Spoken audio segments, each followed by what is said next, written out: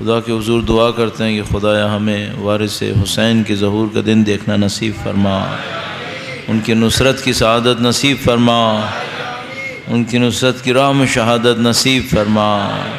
دعاؤں کی قبولیت کے لیے امام وقت کی نظر لطف کو حاصل کرنے کے لیے درود بھیجیں محمد و آل محمد پر۔ اللہ صلی علی محمد و آل محمد وعجل فرجہ۔ خدا متعال نے انسان کو ترقی اور تکامل کے تمام وسیلوں سے نوازا ہے، اور خدا کے عدل کا تقاضا بھی یہی تھا کہ خدا اگر کوئی ہدف انسان کو دیتا ہے کہ بھئی یہ مقصد ہے جو انسان نے حاصل کرنا ہے، تو اس کے وسائل فراہم کرے گا۔ جتنا بڑا مقصد ہوگا اتنے ہی اس کے وسائل ہونے چاہیے۔ نظام عدل کا تقاضا بھی یہی ہے۔ آپ اور میں بھی زندگی میں ایسے ہی ہیں۔ اگر ہم کسی مثلاً بچے سے کہیں گے کہ بھئی تم یہ کام کرو، تو ہمیں عدل کا تقاضا یہ ہے کہ اس کو اس حساب سے وسیلے دینے پڑیں گے۔ تو اگر ہم وہ وسیلے نہیں دیں گے اور اس سے تقاضا کریں گے کہ وہ کام کرے، ظاہر نامعقول ہے۔ تو خداوند متعال عادل نہیں ہے صرف، بلکہ خداوند متعال رحیم ہے، خداوند متعال کریم ہے۔ وہ صرف عدل کا معاملہ کرے تو ہم سب لوگ تباہ ہو جائیں گے۔ وہ تو ہم سے فضل و کرم کا معاملہ کرتا ہے تو ہم زندہ ہیں۔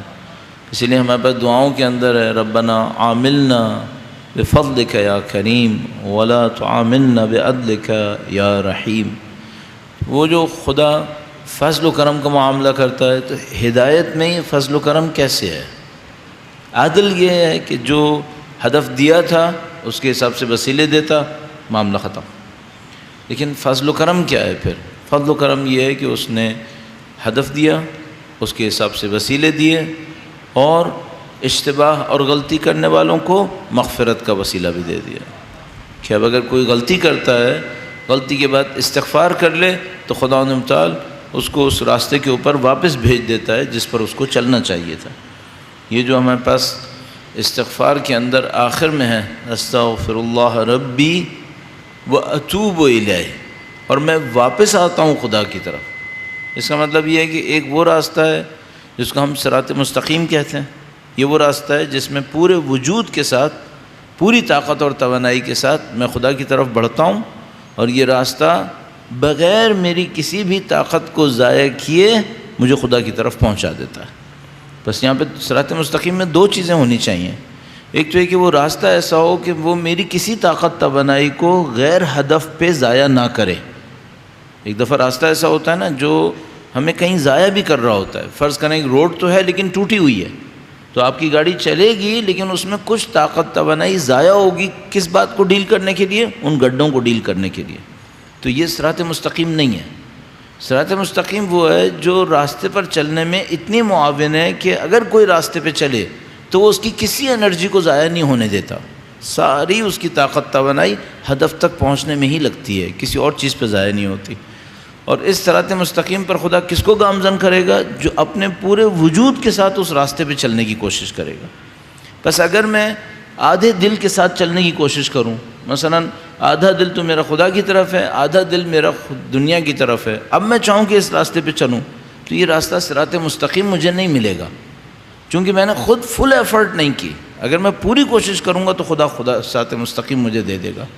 اب یہاں پہ آپ تصور فرمائیے کہ جب ہم خدا کو یہ یقین دلاتے ہیں کہ ایاک نعبد و ایاک نستعین، تب وہ کہتا ہے کہ اب صراط مستقیم مانگو مجھ سے، اب صراط مستقیم مانگو۔ اس کا مطلب کیا ہے؟ اگر میں نعبد اور نستعین میں سچا نہیں ہوں تو صراط مستقیم نصیب نہیں ہونے والی۔ پھر پہلے نعبد و نستعین کے اندر مجھے سچا ہونا پڑے گا، پھر خداوند متعال صراط مستقیم نصیب فرمائے گا انشاءاللہ۔ درود بھیجے گا محمد و آل محمد پر۔ اللہم صلی علی محمد و آل محمد وعجل فرج۔ اب عرض کیا کہ اس میں ایک عدل تھا اور ایک خداوند متعال کا فضل و کرم۔ فضل و کرم یہ ہوا کہ اس نے رہنما بھی بھیج دیے، پیغام بھی بھیج دیا، توبہ کا راستہ کھلا رکھا۔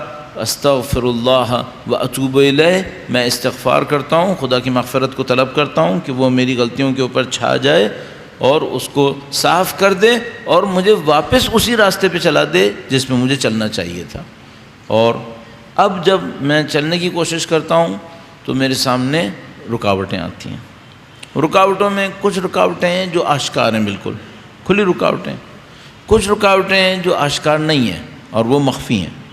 خداوند متعال نے اپنے نظام ہدایت کے اندر دونوں کو بیان کیا کہ کچھ وہ رکاوٹیں ہیں جو بالکل کھلی آشکار رکاوٹیں ہیں، مثلا انسان کی نفسانی خواہشات ہیں اور وہ ان نفسانی خواہشات کے اندر غلطی سے دوچار ہو سکتا ہے، لیکن کچھ رکاوٹیں ہیں جو چھپی ہوئی رکاوٹیں ہیں، اور ان چھپی ہوئی رکاوٹوں کو انسان صرف اسی وقت سمجھ سکتا ہے جب وہ ایک خاص پاکیزگی تک پہنچتا ہے۔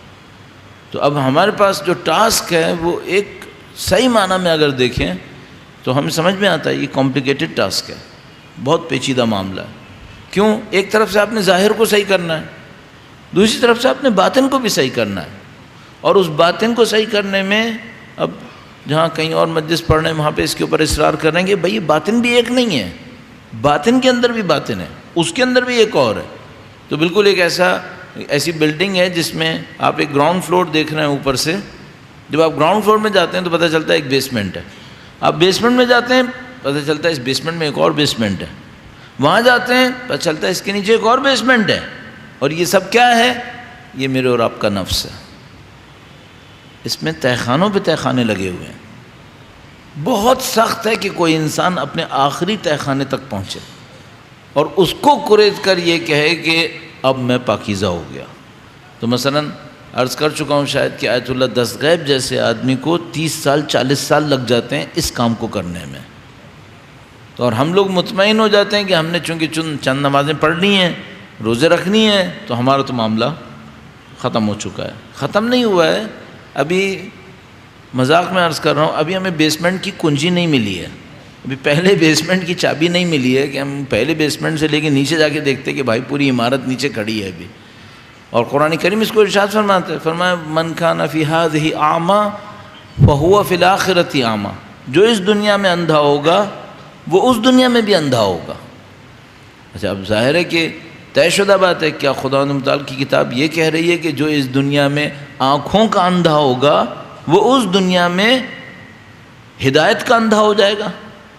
یہ تو نہیں کہہ رہی، اور یہ بھی نہیں کہہ سکتی کہ جو یہاں آنکھوں کا اندھا ہوگا وہ جنت میں بھی آنکھوں کا اندھا ہوگا، یہ بھی نہیں کہہ سکتی۔ تو اس کا مطلب ہے، ایک مطلب یہاں پر ہے، جو یہاں ہدایت کا اندھا ہوگا وہ اس دنیا میں پورے وجود کے ساتھ اندھا ہوگا، پھر وہ اپنے نابینا پن سے باہر نہیں آ سکے گا۔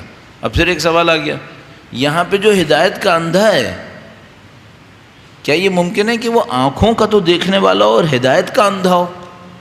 ہاں یہ پاسبل ہے، آنکھوں کا تو دیکھنے والا ہو لیکن ہدایت کا اندھا ہو۔ اور یہ وہی چیز ہے جس کے اوپر ہم پہنچ گئے کہ بھائی خداوند متعال نے فرمایا تھا کہ اگر تم عمل صالح انجام دو گے تو ہم تمہیں ایک پاک و پاکیزہ زندگی دیں گے۔ وہ پاک و پاکیزہ زندگی نہیں ہوئی تو کیا ہوگا؟ مردہ ہوگا۔ وہ مردہ اندھا ہوگا یا نابینا ہوگا؟ ظاہر ہے کہ نابینا ہوگا، وہ نہیں دیکھ پائے گا۔ لب لباب کیا ہے؟ لب لباب یہ ہے کہ اگر میں زندگی گزارتا رہوں اور خدا کی نشانیاں مجھے نظر آتی رہیں، اس کا مطلب یہ ہے کہ میں ابھی اس زندگی میں زندہ ہوں، اور اگر میں زندگی گزارتا رہوں اور خدا کی نشانیاں مجھے نظر نہیں آ رہی ہیں، اس کا مطلب یہ ہے کہ میں اس زندگی کے اندر نعوذ باللہ تعالیٰ ایک مشکل سے دوچار ہو گیا ہوں، مجھے اس کو سولو کرنا پڑے گا۔ ان باتوں کو بتانے کے لیے یہ نصائح دی جاتی ہیں، نصیحتیں دی جاتی ہیں، جس میں سے ایک نصیحت پڑھنے کا شرف ہمیں اور آپ کو حاصل ہو رہا ہے نہج البلاغہ کے مکتوب نمبر 69 سے، جو امام نے حارث ہمدانی کے نام تحریر فرمایا ہے۔ یہ خط لمبا خط ہے، جو نہج البلاغہ میں آ جائے اس سے زیادہ ہونا چاہیے اس کو۔ میں نے شاید پہلے دن بھی آپ کی خدمت میں عرض کیا تھا کہ ہمارے پاس کوئی اور پورا متن نہیں ہے کہ یہ حارث ہمدانی کا جو خط ہے یہ مکمل خط کتنا ہے، لیکن یہ کنفرم ہے کہ یہ پورا خط یہ نہیں ہونا چاہیے، چونکہ اس میں نے عرض کیا شروع میں خطبہ وغیرہ بھی نہیں ہے، اور آخر میں جو اس کا اختتام ہے وہ بھی تھوڑا سا جلدی کا ہے، تو اس کا مطلب یہ سلیکشن کیا گیا ہے۔ اور اس کی ایک اور جو گواہی ملتی ہے وہ ایک شرح کرنے والے نہج البلاغہ کی میثم بحرینی نام کر کے، وہ بہت ارلی زمانے کے ہیں، کئی 100 سال پہلے کے، انہوں نے اس کا کہیں پورا متن دیکھا ہے، اور انہوں نے اپنی شرح کے اندر لکھا ہوا ہے کہ یہ خط اس سے کہیں زیادہ لمبا ہے، اس سے کہیں زیادہ لمبا ہے۔ اس کا مطلب اس کا ریفرنس ان کے پاس ہوگا، لیکن بدقسمتی سے کئی سو سال کے فاصلے سے بہت ساری کتابیں جہاں ختم ہو گئی ہیں، شاید وہ کوئی کتاب تھی جس کے اندر اس کا پورا خط تھا، وہ بھی ختم ہو گئی ہے۔ اب ہمارے پاس صرف اتنا ہی حصہ باقی ہے۔ درود بھیجے گا محمد و آل محمد۔ صلی علی محمد آل محمد۔ ایک بار پھر مولا امیر المومنین کے حضور ادائے احترام کے لیے درود بھیجے گا محمد و آل محمد۔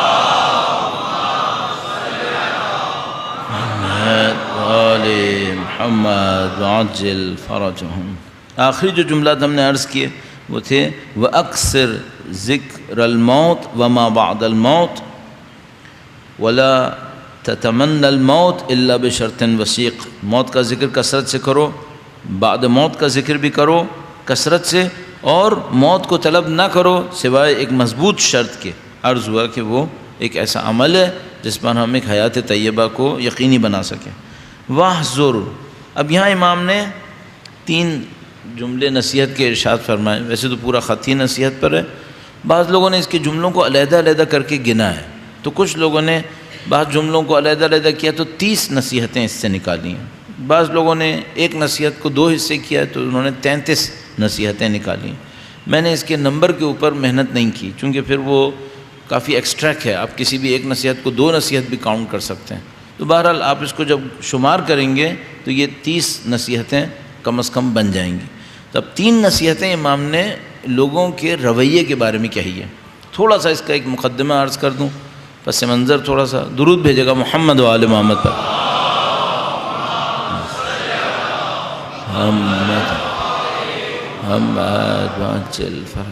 ایک بات بہت مشکل ہے، سخت کام ہے، اور وہ ہے اپنے لیے ساتھ انصاف کرنا۔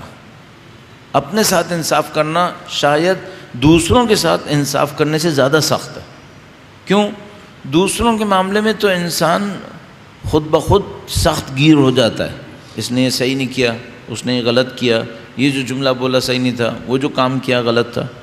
اچھا، اتنا انصاف ہم اپنے ساتھ کریں گے کیا؟ اخلاقی نصیحتوں میں اس بات کے اوپر بہت اصرار ہوا ہے کہ جہاں تم دوسروں کے ساتھ انصاف کی بات کرتے ہو، اپنے ساتھ کیوں نہیں انصاف کرتے؟ اپنے ساتھ انصاف کرو۔ امام نے یہاں پہ 3 نصیحتیں ارشاد فرمائی ہیں۔ اچھا، اب ہر نصیحت کے ساتھ جیسا ہوتا ہے وہ یہ کہ بھئی مجھے کوئی نصیحت کرے، ممکن ہے کائنات کی بہترین نصیحت ہو، میں عمل نہ کروں تو کیا ہوگا؟ کوئی اثر نہیں پڑے گا، معاملہ ہی ختم ہو گیا۔ دعا بد دعا تو نہیں ہے نا، نصیحت ہے، عمل کروں گا تو اثر پڑے گا، نہیں عمل کروں گا کوئی اثر نہیں پڑے گا۔ تو اب مجھے اور آپ کو تھوڑا سا اپنے مائنڈ کو پہلے سے بنانا پڑے گا کہ بھئی ہم نے عمل کرنا ہے، پھر یہ اثر ہوگا۔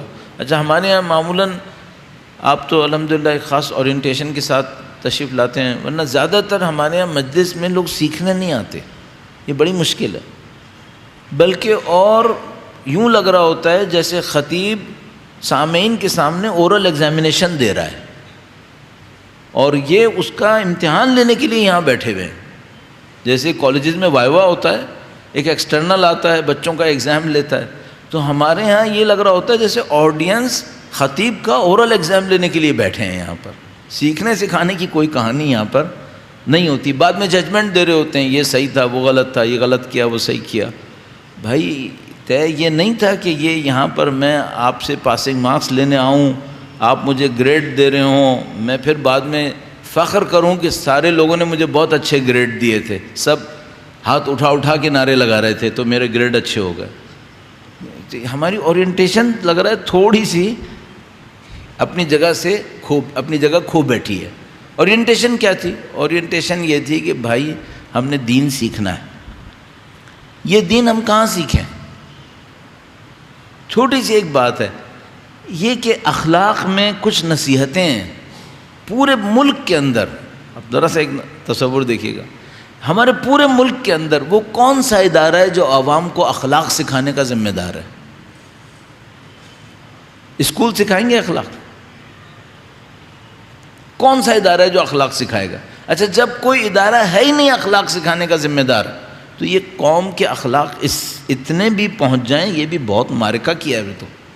اچھا، اب ایک اور مشکل یہ ہوئی ہے کہ جب آپ مثلا مجالس عزا کے اندر اہل بیت کی تعلیمات پر مبنی اخلاق کا تذکرہ کریں تو سامنے والا کہتا ہے بھائی یہ مجالس درسگاہ نہیں ہے. بھائی درس کیا ہے پھر؟ ہم یہاں پر آئے تھے اہل بیت کے کلام کو سیکھنے کے لیے، ہم یہاں پہ اس لیے آئے تھے. اب ہمارے سامنے یہی سمجھ میں نہیں آ رہا کہ اگر یہ اہل بیت کے کلام کو سیکھنے کی جگہ نہیں ہے تو اہل بیت کے کلام کو سیکھنے کی جگہ کہاں پر ہے؟ اسکول ہے، کالج ہے، یونیورسٹی ہے، روڈ ہے، کہیں پہ بھی نہیں ہے. ایک جگہ بچی ہے صرف. پورے ہمارے اس ملک کے اندر جو سیٹ اپ ہے ایجوکیشن کا، واحد جگہ یہ جگہ بچی ہے جہاں پر ہم سید الشہداء اور ان کے اجداد طاہرین اولاد طیبہ کے تعلیمات کو ریفلیکٹ کر سکتے ہیں. اس کے علاوہ کہاں ہے یہاں پہ؟ یہ واحد جگہ ہے. اب اگر یہاں پر بھی لوگوں کی اورینٹیشن یہ ہوئی کہ ہم تو مثال کے طور پر سیکھنا تو ہے ہی نہیں، تو پھر تو معاملہ ختم ہو جائے گا. اسی لیے اخلاق کا زوال ہوگا. یہ بھی ایک جلدی سے جملے میں عرض کرتا چلوں، پچھلی نسل دو نسل پہلے تک، حتیٰ مثلا آج سے تقریباً 60-70 سال پہلے لگا لیجئے، اصلاً بچے جب دینیات سینٹر جاتے تھے، اگر اس کو دینیات سینٹر کہیں، وہیں پہ سب کچھ سیکھتے تھے. زبان، میتھمیٹکس اور مثلا جو سائنسز تھے وہ سب وہیں پہ سیکھتے تھے، وہیں پہ دین سیکھتے تھے. طریقہ یہی تھا. اور جو ٹیچر ہوتا تھا اس کا کام صرف یہ نہیں ہوتا تھا کہ بچوں کو وہ قاعدہ سکھا دے گا معاملہ ختم ہو گیا. نہیں، اگر یہ بچہ جھوٹ بولتا دیکھا گیا، اس کے ٹیچر سے پوچھا جائے گا کہ بھئی آپ کی تربیت میں کیسے ہوا کہ ایک بچہ جھوٹا نکل آ رہا ہے. اب تو معاملہ ختم ہو گیا. ٹیچرز نے تو اس کی ذمہ داری لینی نہیں ہے اسکولز کے اندر. اچھا مجھے بتائیے گا پھر آپ کی اور میرے جھوٹ کی ذمہ داری کس پر ہے؟ ایک جگہ رہ گئی ہے، صرف ایک جگہ بچی ہے، وہ بھی ہاتھ سے نکل گئی ٹیلی ویژن کی وجہ سے. وہ جگہ کیا تھی؟ خاندان، فیملی. وہ بھی گئی ٹیلی ویژن کی وجہ سے. کیوں؟ باپ تھکا مارا آتا ہے اور آنے کے بعد ٹی وی کے سامنے بیٹھتا ہے اور یہ جناب ٹاک شوز دیکھ رہا ہے، یہ دیکھ رہا ہے، وہ دیکھ رہا ہے. سونے سے تھوڑی دیر پہلے یہ وہاں سے اٹھے گا اور جا کے سو جائے گا. اب مجھے بتائیے یہ خاندان کیا سکھائے گا بچے کو؟ تو چینل سارے ہم نے بند کر دیے تربیت کے. اب یہ ہے کہ اکا دکا جگہیں رہ گئی ہیں، اس کو کسی طریقے سے واپس لے کے آنا ہے کہ بھائی یہ ہمیں کچھ سیکھنا بھی تو ہے. آخر وہ کون سکھائے گا ہمیں؟ اور یہ وہ ذمہ داری جو میرے اور آپ کے سر کے اوپر آ گئی ہے کہ بھئی یا تو خود سیکھیں، خود جائیں مطالعات کریں، اور یہ بہت اچھا راستہ ہے. ورنہ پھر کچھ طریقہ کار ایسا بنانا پڑے گا، کچھ ادارے ایسے بنانے پڑیں گے جو یہ ساری معلومات ہمارے سامنے واپس لائیں جو صرف کتابوں کے اندر رہ گئی ہے. امام کی نصیحت آپ کی خدمت میں عرض کرتا ہوں. درود بھیجے گا محمد و آل محمد. صلی علی محمد و آل محمد وعجل فرج. 3 نصیحتیں امام نے ارشاد فرمائیں. واحذر کل عمل یرضاہ صاحبہ لنفسہ وَيَكْرَهُ. 2 طرح سے اس کو بیان کرتے ہیں لوگ. لعامت المسلمین. فرمایا پہلی نصیحت بیہیویئر کے اندر، ہر اس عمل سے ہوشیار رہو جو انسان اپنے لیے تو پسند کرتا ہے لیکن عام دوسرے افراد کے لیے پسند نہیں کرتا. ایک عمل ہے انسان اپنے لیے تو پسند کرتا ہے، دوسروں کے لیے پسند نہیں کرتا. دوسروں سے کہتا ہے تم نہیں کرو، تم نہیں کرو، تم کرو گے تو غلط ہوگا. اچھا خود کیا کرے گا؟ خود کر لے، کوئی مسئلہ نہیں. ایک نصیحت. دوسری نصیحت، واحذر کل عمل، وہی عربی کا لفظ واحذر یعنی ہوشیار رہو، ڈرو. واحذر کل عمل یعمل به فی السر ویستحیا منہ فی العلانیہ. اس عمل سے ڈرو جس کو تم چھپا کے تو کر سکتے ہو، دکھا کے نہیں کر سکتے. پہلا اس عمل سے ڈرو جو تم خود اپنے لیے پسند کرتے ہو، دوسروں کے لیے پسند نہیں کرتے، لوگوں کے لیے پسند نہیں کرتے. پھر فرمایا اس عمل سے ڈرو جس کو چھپا کے تو تم کر لو گے، دکھا کے تم نہیں کرنا چاہو گے، اس سے تمہیں شرم آئے گی. پھر تیسرا، واحذر کل عمل اذا سئل عنہ صاحبہ انکرہ او اعتذر من. ہر اس عمل سے ڈرو جس کو کرنے والے سے اگر اس کے بارے میں سوال کیا جائے یا تو انکار کرے گا کہ میں نے نہیں کیا، یا اس کو عذر پیش کرنا پڑے گا کہ کیوں کیا تم نے یہ. صحیح. 3 نصیحتیں ہو گئی. ایک، اس عمل سے ڈرو جس کو اپنے لیے تو پسند کرتے ہو، عمومی انسانوں کے لیے پسند نہیں کرتے، عامۃ المسلمین کے لیے پسند نہیں کرتے. اس عمل سے ڈرو جس کو تم خاموشی سے تو کر لو گے، لیکن اگر دکھا دیا جائے کہ یہ آدمی یہ کرتا ہے پھر نہیں کرو گے، پھر تمہیں شرم آئے گی. اور اس عمل سے ڈرو جس کے لیے امام نے فرمایا کہ جب اس سے سوال کیا جائے کہ تم نے یہ کیا ہے، یا تو انکار کرے گا کہ میں نے نہیں کیا، یا اس کو عذر دینا پڑے گا کہ میں نے کیوں کیا تھا. یعنی مثلا کیا ہے، یعنی اس کو کہنا پڑے گا میں مجبور ہو گیا تھا، میں معذور ہو گیا تھا. ایسے کوئی قبول نہیں کرے گا. اب ایک مثال آپ کی خدمت میں. درود بھیجے گا محمد و آل محمد. صلی علی محمد و آل محمد وعجل فرج. یوں ہی میرے ذہن میں آ گیا، عرض کر رہا ہوں. ابھی میں نے دیکھا ہے، اپنے لیے عرض کرتا ہوں کہ مثلا میں اپنے آپ کو سوچتا ہوں کہ بھائی میں مجلس کے بعد دعائیں پڑھاتا ہوں، دعائیں کرواتا ہوں. کبھی ماتم فوراً ہونا ہو تو پھر ہم دعا نہیں کرواتے، چونکہ ماتم فوراً ہونا ہوتا ہے، پھر ماحول تھوڑا سا مختلف ہو جاتا ہے، اس سے دعا نہیں کرواتے، پھر فوراً ماتم حسین کہہ کے شروع کر دیتے ہیں. اگر نہیں ہونا ہو تو پھر ہم دعا کرواتے ہیں. اچھا، یہ جو دعا کرواتا ہوں میں، مثلا اگر میں گھر میں اکیلا نماز پڑھوں تو یہ دعا کروں گا؟ پبلک کے سامنے تو کرواتا ہوں، مثلا ہاتھ اٹھاؤں گا، یہ کروں گا، وہ کروں گا دعا. اچھا، گھر میں اکیلا نماز پڑھوں تو یہی کروں گا میں؟ نہیں. کیوں؟ وہاں پہ خدا نہیں ہے؟ خدا تو ہے، یہ پیٹرن سب کے سامنے کے لیے ہے. اس کا مطلب ہے خدا کے لیے نہیں ہے یہ. اس کا مطلب ہے اس میں کوئی ہیر پھیر ہو گیا. اگر یہ خدا کے لیے ہوتا تو گھر میں کیوں نہیں کر رہا؟ میں نے اپنے اوپر رکھ لیا تھا. اب اپنا بھی سوچئے گا، سارا میں نے نہیں سوچنا اپنے لیے، آپ نے بھی سوچنا ہے. بھائی جب ہم مجلس کے بعد زیارت کرتے ہیں، اور ہمارے زیارت بہت خوبصورت پڑھانے والے کہیں بیٹھے ہوں گے، وہ ماشاءاللہ بہت اچھی زیارت پڑھاتے ہیں جو یہاں پڑھاتے ہیں. یہ مثلا 3 رخ کر کے زیارت پڑھائیں گے. اچھا، جب ہم گھروں میں نماز ختم کرتے ہیں اتنی ہی تفصیل سے اور اسی توجہ سے زیارت پڑھتے ہیں کیا؟ زیادہ تر لوگ نہیں پڑھتے. کیوں؟ مجلس کے بعد تو بڑی تفصیل سے پڑھتے ہو. اگر یہی پڑھانے والے 3 رخ نہ کریں، ایک ہی رخ میں پڑھا دیں، تو ہم فوراً ان کے پاس کہیں گے یہ آپ نے کیا کر دیا؟ تو وہ کہیں گے بھائی میں نے آج ایک طرف پڑھا دی. تو ہم کہیں گے کیا مثلا مولا 8ویں امام کی شان میں بے احترامی کیا آپ نے؟ آپ کو 3 طرف پڑھوانی چاہیے تھی، 3 طرف رخ کرنا چاہیے تھا. اچھا، تم گھر میں ایسے ہی کرتے ہو پوری تفصیل کے ساتھ. ابھی زیارت پڑھیں گے، مثال کے طور پر نماز کے اندر ایک پیٹرن بنا ہوا ہوگا، یہ کرنا ہے، یہ کرنا ہے، یہ کرنا ہے. خود نماز پڑھیں گے گھر کے اندر، سارا پیٹرن کولیپس کر گیا، معاملہ کچھ اور ہو گیا. کیوں؟ وہاں پہ کیوں نہیں کیا؟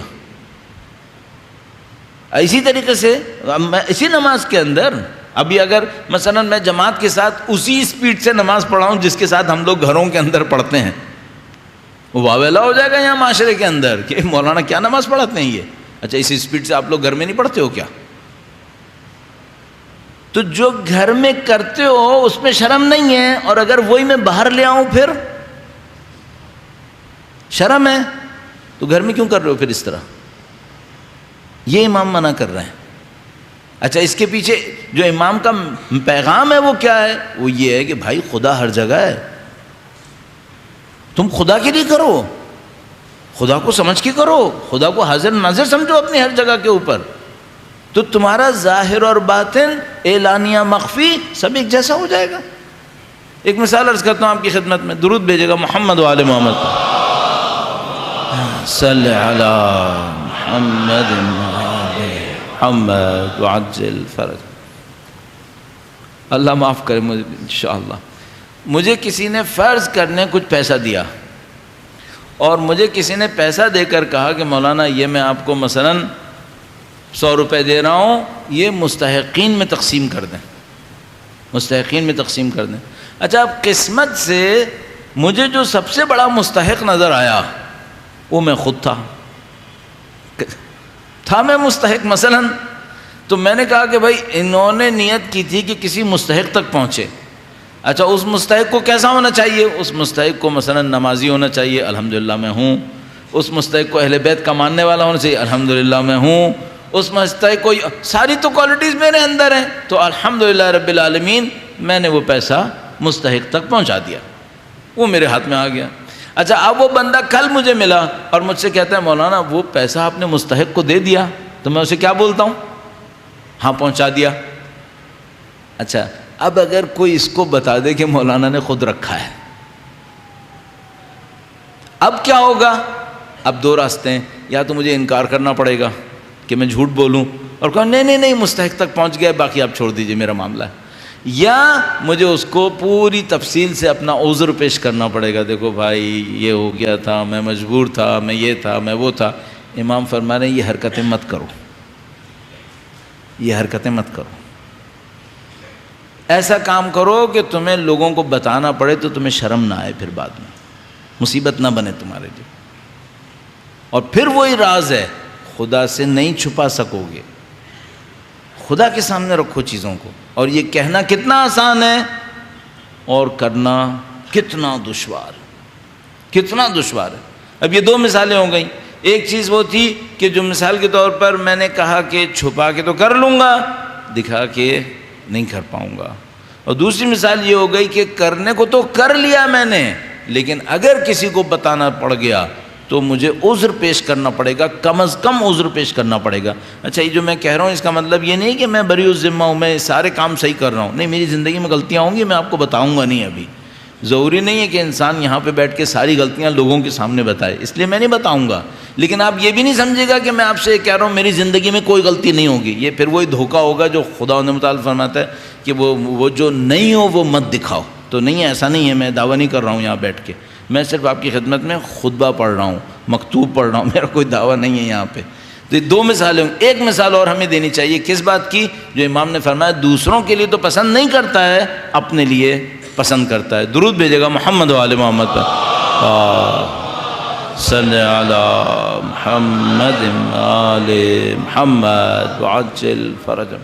اچھا یہ بیہیویئر کی بہت بڑی مشکل ہے، اور وہ کیا ہے؟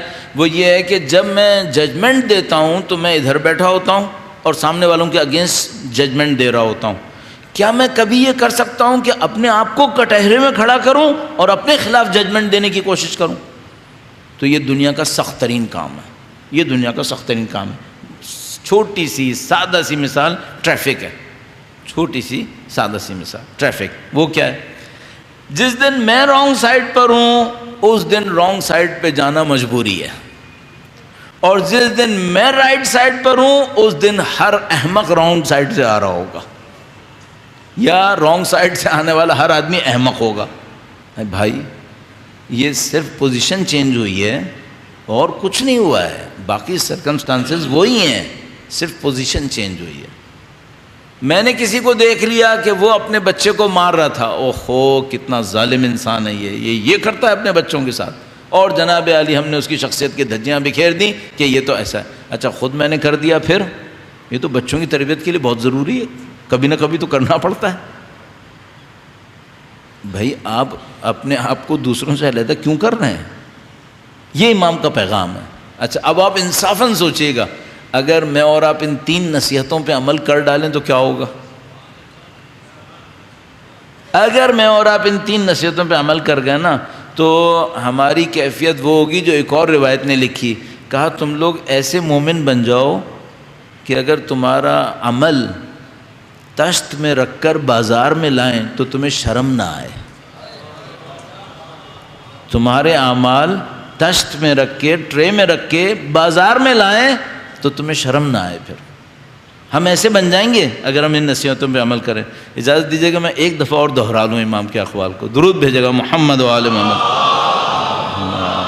صلی علی محمد و آل محمد وعجل فرج۔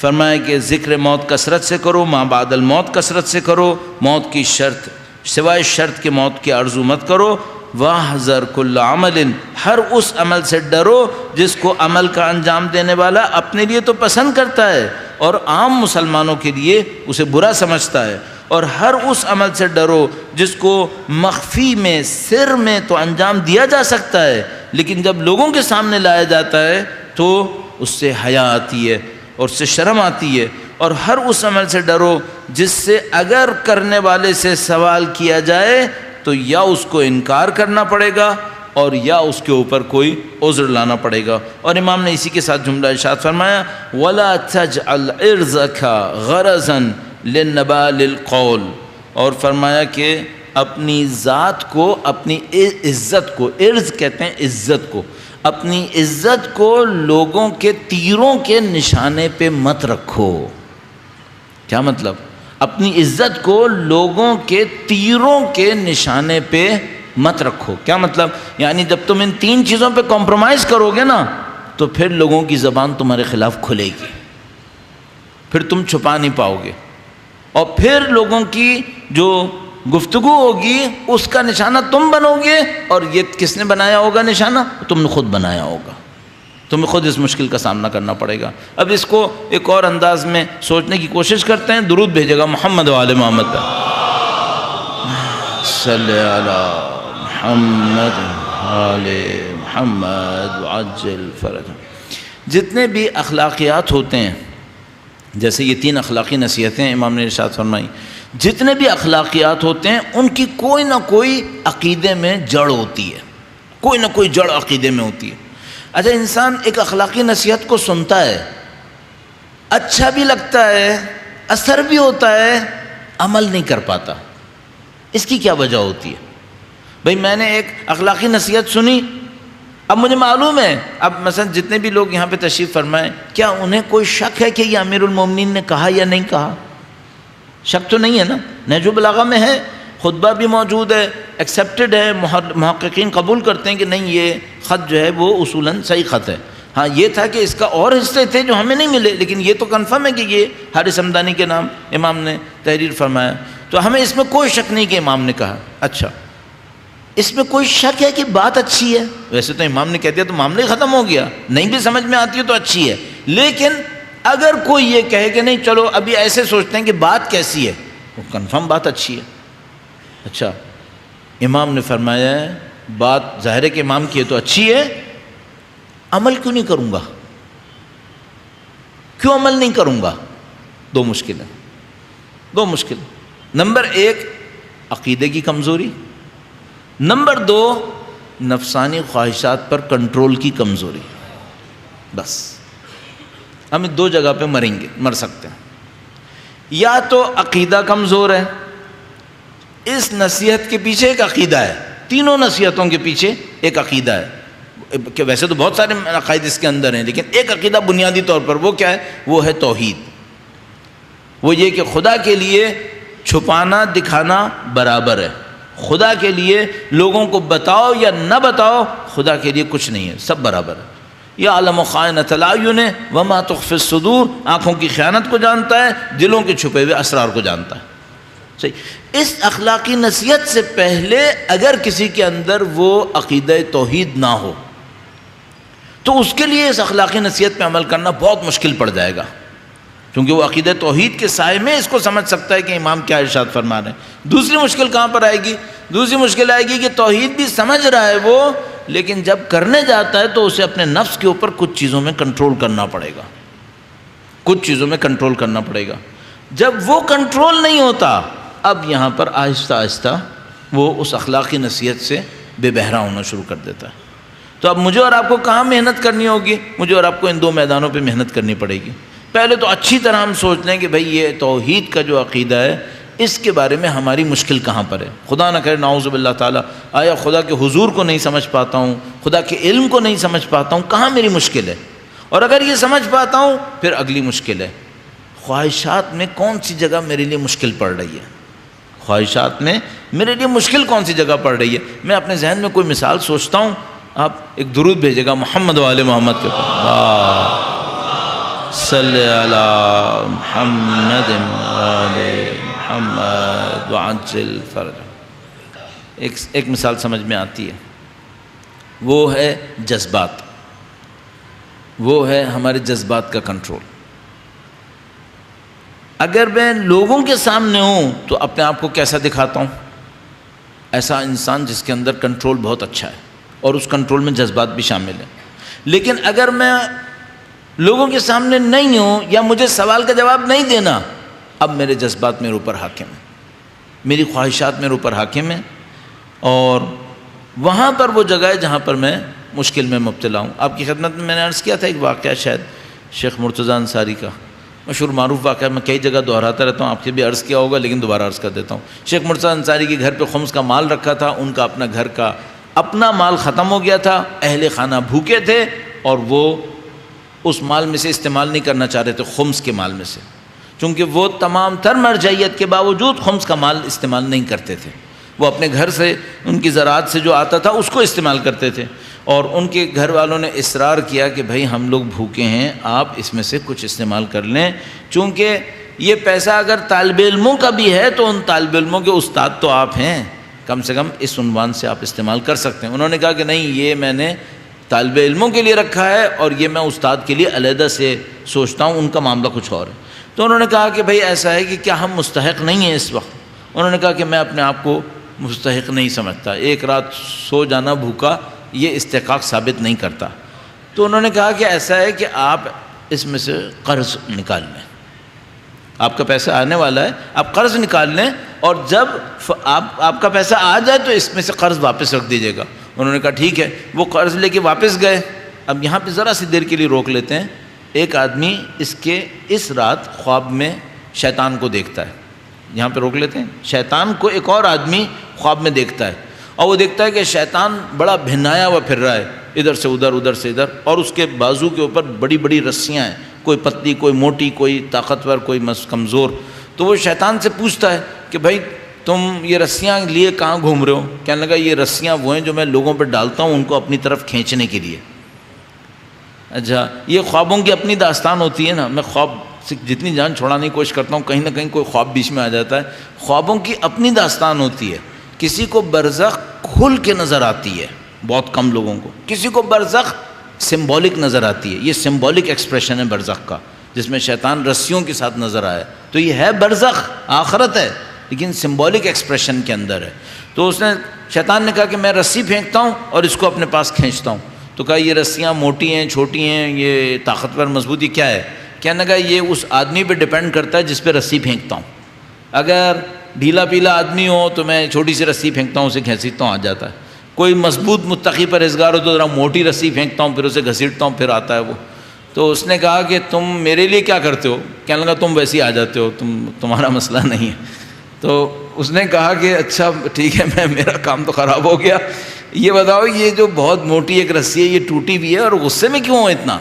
کہنے لگا غصے میں اس لیے ہوں کہ یہ شیخ مرتضی انصاری نے میری رسی توڑی ہے، شیخ مرتضی انصاری نے میری موٹی رسی تھی، یہ شیخ مرتضی انصاری نے توڑ دی۔ تو اس نے کہا وہ شیخ مرتضی انصاری پہ جو تم نے رسی پھینکی تھی وہ کیا تھی؟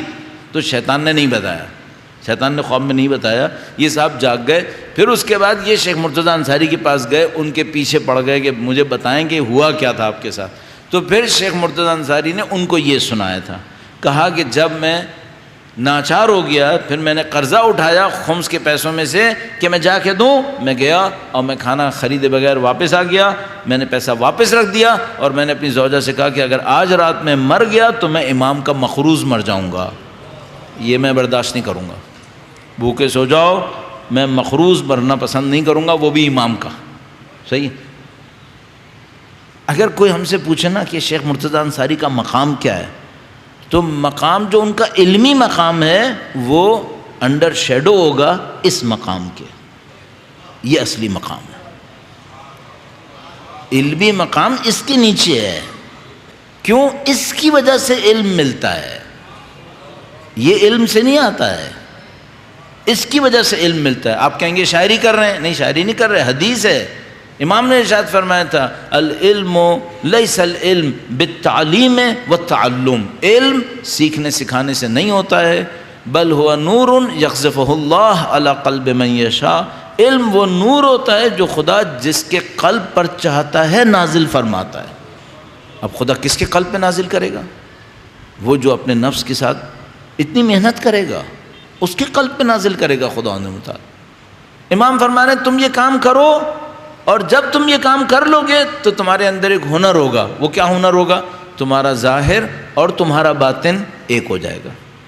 صحیح ہے؟ اب خدا کیا کرے گا؟ خدا اس کائنات کے ظاہر اور باطن کو اس شخص کے لیے ایک کر دے گا۔ پوائنٹ یہاں ہے کہ اگر میں نے اپنے ظاہر اور باطن کو ایک کر دیا تو خدا کیا کرے گا؟ کائنات کے ظاہر اور باطن کو اس شخص کے لیے ایک کر دے گا۔ کیا مطلب؟ یہ باطن کو ایسے ہی دیکھے گا جیسے لوگ ظاہر کو دیکھتے ہیں۔ اب وہ جو میں اور آپ کہتے تھے نا آغا بہجت لوگوں کے باطن کو جھانک کے دیکھ لیتے تھے، اس کا راز یہاں پر ہے، اس کا راز یہاں پر ہے۔ اور اگر ہم بھی ایسے ہو گئے نا کہ ہمارا ظاہر اور باطن ایک ہو گیا تو پھر یہ بھی کائنات ہمارے لیے بھی ظاہر اور باطن ایک ہی کرے گی، پھر یہ بھی ہمارے لیے ایک ہوتی ہے۔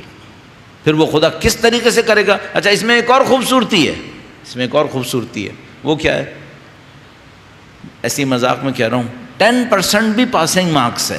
کیا مطلب؟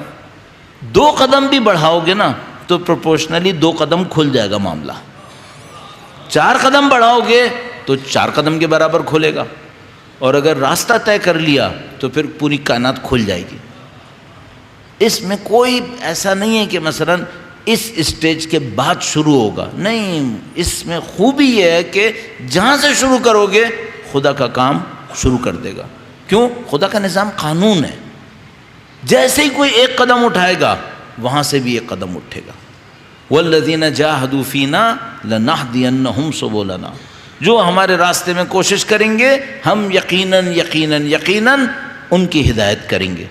ومن جاء بالحسنۃ فلہ عشر امثالھا، اور جو کوئی ایک نیکی انجام دے گا خدا 10 نیکی سے اسے اجر دے گا۔ صرف ایک مشکل ہے، اگر کوئی باطن کو سنبھالنا کے قابل نہ ہوا تو کیا ہوگا؟ ہاں یہ ایک علیحدہ داستان ہے۔ وہ کیا داستان ہے؟ وہ داستان یہ ہے کہ خدا نے تو دینا شروع کیا تھا لیکن میں سنبھالنے کے قابل نہیں تھا، میں سنبھالنے کے قابل نہیں تھا۔ کہیں میں ڈپریس ہو گیا، کہیں میں آپے سے باہر ہو گیا تو پھر معاملہ ختم ہو گیا، پھر بیک ٹو اسکوائر 1، جہاں پہ تھے وہاں پہ واپس۔ اللہ مولانا جلال الدین رومی کے بارے میں پازیٹیو نیگیٹو اوپینینز بہت ہیں، کہ کوئی کہتا ہے بہت اچھے تھے، کوئی کہتا ہے بہت برے تھے، یہ تھا وہ تھا، لیکن بہرحال مولانا جلال الدین رومی کے بعض ابیات ایسے ہیں کہ جو تقریباً سب قبول کرتے ہیں کہ غیر معمولی ہیں۔ ان غیر معمولی میں سے ایک حصہ یہاں پر آتا ہے کہ انہوں نے فرمایا، مجھے ان کی چیزیں بہت کم یاد ہیں لیکن جو مجھے شعر بہت کم یاد ہوتے ہیں، مجھ سے ہوتا ہی نہیں ہے، لیکن جو ایک آدھ مجھے یاد ہے اس میں یہ تھا، اس میں کہا تھا کہ ہر کرا اسرار حق آموختن مہر کردن و دہن را دوختن، کہا جس کو بھی اللہ نے اپنے حق کے راز سکھائیں اس کے منہ کو مہر لگا کر سی دیا ہے، سی دیا۔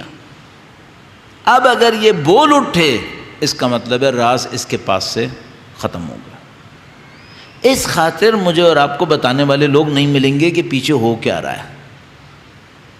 صرف ایک صورت ہوتی ہے، وہ مر چکے ہوں ان کے شاگرد کھول دیں بس، ورنہ کسی نے اپنے منہ سے دھیلے کا لفظ نہیں بولنا ہے کہ ہے کیا۔ ایک آدمی آیا، اچھا جھوٹ بھی نہیں بولتے، یہ تو طے شدہ بات ہے کہ جھوٹ نہیں بولتے۔ وہ امام خمینی ہاسپٹل میں تھے، بالکل جب فائنل ڈیز تھے ان کے آخری ایام، تو ان کو بہت تکلیف تھی، بہت سخت تکلیف میں تھے، تو ان کی میرے خیال میں بیٹی یا ان کی بہو آئی، وہ ڈاکٹر تھیں، تو ان سے پوچھا کہ آپ کی طبیعت کیسی ہے؟ کہنے الحمدللہ بہت اچھا ہوں۔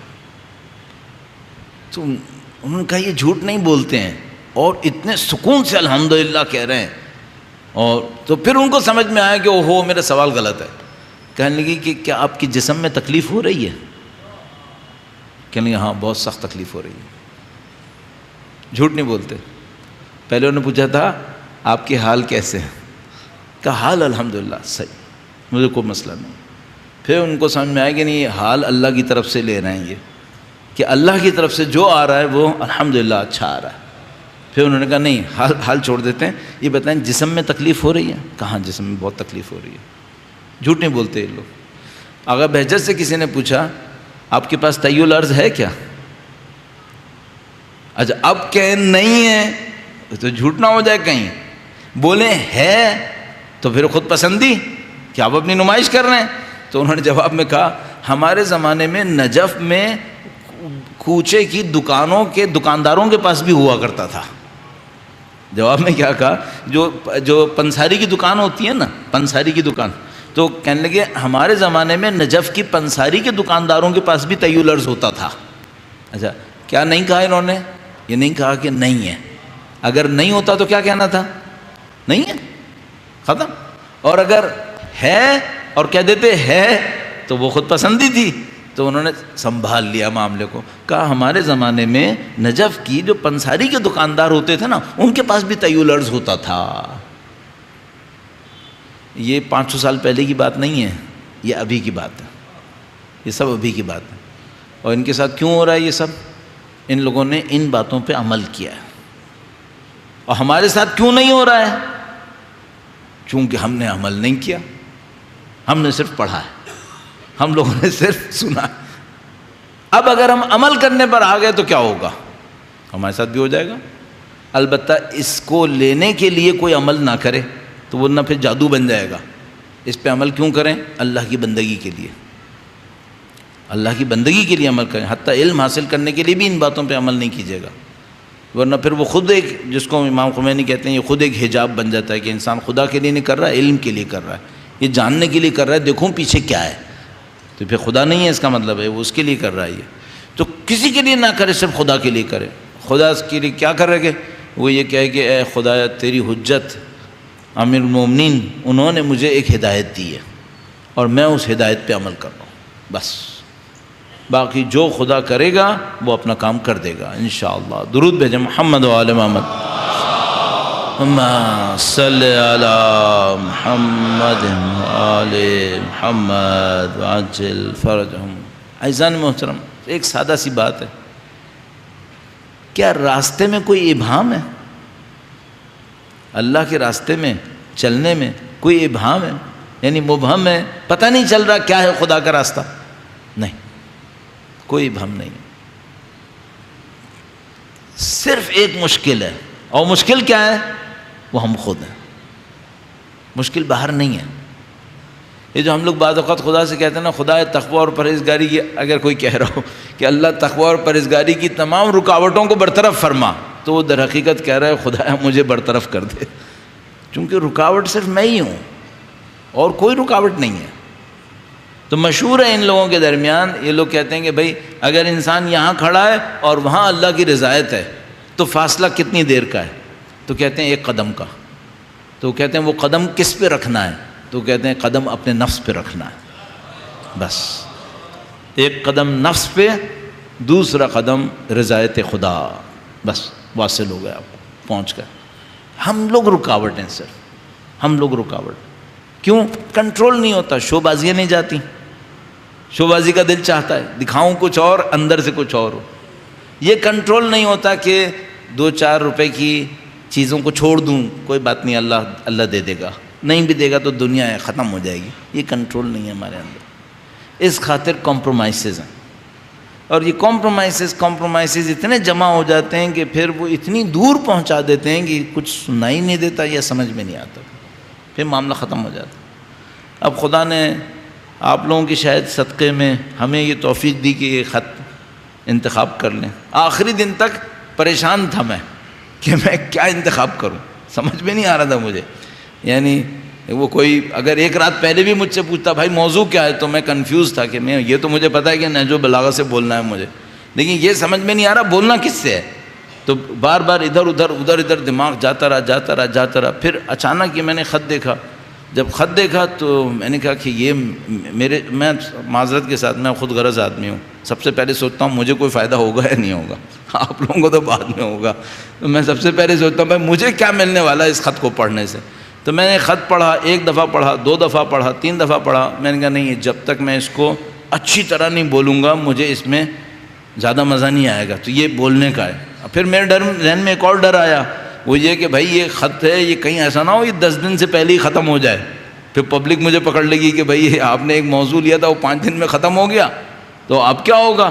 تو میں ڈر رہا تھا کہ یہ 10 دن چلے گا بھی یا نہیں چلے گا. پھر میں نے سوچا کوئی بات نہیں, اللہ کچھ نہ کچھ سکھا دے گا, اس کو 10 دن نکل جائیں گے. اب میں لے رہا ہوں تو اب میرے ساتھ ایک اور مشکل آ گئی کہ بھائی یہ دن کم رہ گئے ہیں, ابھی تو ہم اتنے سے حصے میں پہنچے, اب اس کا باقی کا کیا ہوگا. صاحب یہ خدا بہت عجیب ہے، بہت عجیب ہے، مانگنے کی دیر ہے، صرف صحیح چیز مانگ لیں بس، اصل میں یہ سمجھ میں آتا ہے۔ ہمارے پاس کوئی ایسی چیز نہیں ہے جو خدا کو پیش کر سکیں، ہم نہیں پیش کر سکتے، ہماری عبادتوں میں کمی کوتاہی ہے، ہمارے صدقات خیرات میں نمائش ہے، پتہ نہیں کیا مسائل، صرف خدا کے سامنے کیا پیش کر سکتے ہیں کہ خدایا فقیر ہیں، خدا گدھا ہیں تیرے در کے، اس کے سوا کچھ نہیں ہمارے پاس۔ اور اگر اس گدائی کے ساتھ کچھ اگر ہمارے پاس لگ سکے تو وہ اہل بیت کی محبت ہے بس، کہ خدا تو نے حکم دیا تھا اہل قربہ، تیرا شکر تو نے اہل قربہ کو پہچانوا دیا کہ اہل قربہ ہیں کون، اہل بیت ہیں کون، اب ان کے ماننے والے ہیں ہم بس۔ دنیا بھی ہمیں الحمدللہ یہی کہتی ہے کہ یہ اہل بیت کے ماننے والے ہیں، یہ حسین کے غم میں رونے والے ہیں، ٹھیک ہے، یہ تو بہت ہی اچھی بات ہے، یہ تو ہم یہی چاہتے تھے کہ دنیا میں نہیں، قبر میں آ کر کوئی کہے اہل بیت کے ماننے والے، ہم تو یہ چاہ رہے تھے۔ آج دنیا کہہ رہی ہے اللہ کا شکر ہے شروع تو ہوا، تو دنیا کہتی ہے اہل بیت کے ماننے والے ہیں، بہت اچھی بات ہے۔ دنیا کہتی ہے امام حسین کے رونے والے ہیں، یہ تو اور بھی بڑی فضیلت ہو گئی۔ اب صرف کچھ قدم اور بڑھا کر خدا سے ایک اور بات کہنا چاہتے ہیں، بار بار کہتے ہیں، پتہ نہیں نصیب نہیں ہے، بات میں شاید دم نہیں ہے بات کے اندر، خدا سے کہتے ہیں خدایا ایک سستی سی جان ہمارے پاس ہے، یہ جان تیری حجت پہ قربان ہو جائے کسی طرح، اس میں اور کچھ نہیں، یہ دنیا ہے، اس نے ختم ہونا ہے۔ تو وہ جو بار بار ہم نے ساری زندگی دہرایا، یا لیتنا کننا معکم، خدا کچھ ایسا کر دے ہم لوگوں کو کہ جب انشاءاللہ اہل بیت کے وارث تشریف لائیں، ہماری جانیں ان پر قربان ہونے کے قابل تیار ہو چکی ہوں بس انشاءاللہ۔ اور سید الشہداء کی محبت کے صدقے میں سب ممکن ہے، سید الشہداء کی محبت کی، کیوں؟ کیونکہ سید الشہداء کریم انسان ہے، کریم امام ہے، کرامت ہی کرامت ہے۔ کیا کرامت ہے؟ اس سے بڑھ کے کرامت کیا ہوگی کہ جس نے ان کے بچوں کو پیاسا رکھا، امام نے اس کو بھی معاف کر دیا۔ یہ تو اتنے کریم امام ہیں، ان کی کرامت کی کوئی انتہا ہے؟ حر نے لشکر روکا تھا، خود پیاسے تھے، امام نے ان کو پانی پلایا تھا، ان کی وجہ سے اہل بیت کے بچے پیاسے تھے۔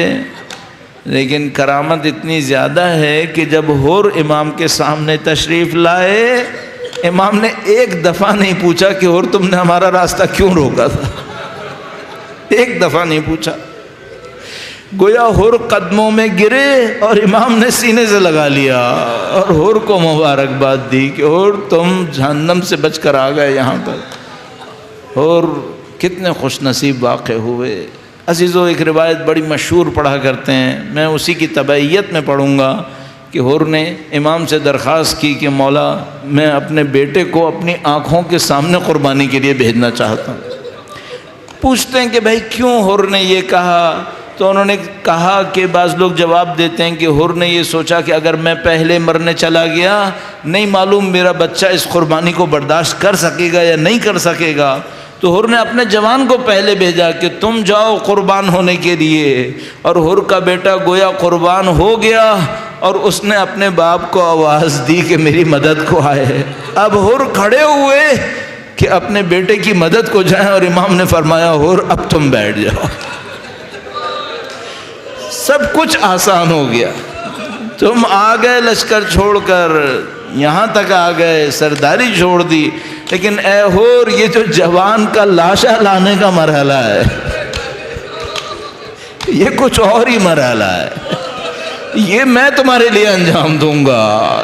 گویا سید الشہداء حضرت حر کو اس معاملے سے نکال لیتے ہیں، بس انسان کے سامنے اس کریم امام کا وہ لمحہ آتا ہے جب امام تشریف فرما ہے اور علی اکبر ایڑیاں رگڑ رہے ہیں۔ بڑا عجیب لمحہ کہ امام علی مقام علی اکبر کی لاشے پر موجود ہیں، آج تو یہ کیسا لمحہ تھا. ہمارے پاس بہت کم کوئی روایت کہتی ہے کہ بی بی زینب سلام اللہ علیہا خیمے کے دروازے تک آئے ہوں، لیکن علی اکبر کے معاملے میں بی بی زینب کے بارے میں یہ مشہور ہے کہ بی بی خیمے کے دروازے تک آئیں اور گویا امام سے کہا کہ حسین کیا میں آؤں علی اکبر کو لینے. علماء پوچھتے ہیں بی بی کو معلوم تھا کہ امام حسین اجازت نہیں دیں گے تو کیوں بی بی نے اس کام کو انجام دیا؟ تو جواب دیتے ہیں کہ بی بی امام شناس تھی، ان کو پتا تھا حسین علی اکبر کے لاشے کو دیکھتے ہوئے کس حال میں ہوں گے، تو بی بی نے چاہا کہ حسین میری طرف دیکھے اور لاشے سے توجہ ہٹے. بس وہ ایک لمحہ تھا کہ امام حسین نے اکبر کے لاشے کو دیکھا. اجی تو جب یہاں تک پہنچ گئے تو اب علامہ ذیشان حیدر جوادی صاحب کی یاد میں ایک شعر پڑھا کرتا ہوں، میں جسارتاً اس کو عرض کروں گا. انہوں نے فرمایا کہ گویا بی بی زینب یہ کہہ رہی تھیں. یہ شعر ایسا شعر ہے ابھی بھی سالوں ہو گئے مجھے یہ پڑھے ہوئے، لیکن جب کبھی تنہائی میں یہ شعر یاد آتا ہے نا تو اس کا عجیب ہی ایک کیفیت ہے. شعر تھا کہ بی بی زینب جب دروازے تک آئیں تو انہوں نے گویا امام سے کہا کہ لاشا ہے برابر کا بھیا سے نہ اٹھے گا. جو جوان ہوتا ہے نا وہ قد کاٹ میں باپ کے برابر کا ہوتا ہے.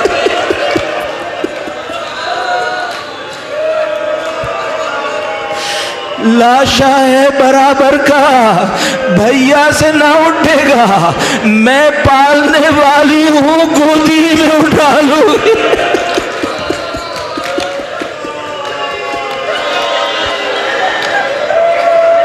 کوئی بی بی زینب کے دل سے پوچھے اکبر کا چہرہ کیسا تھا.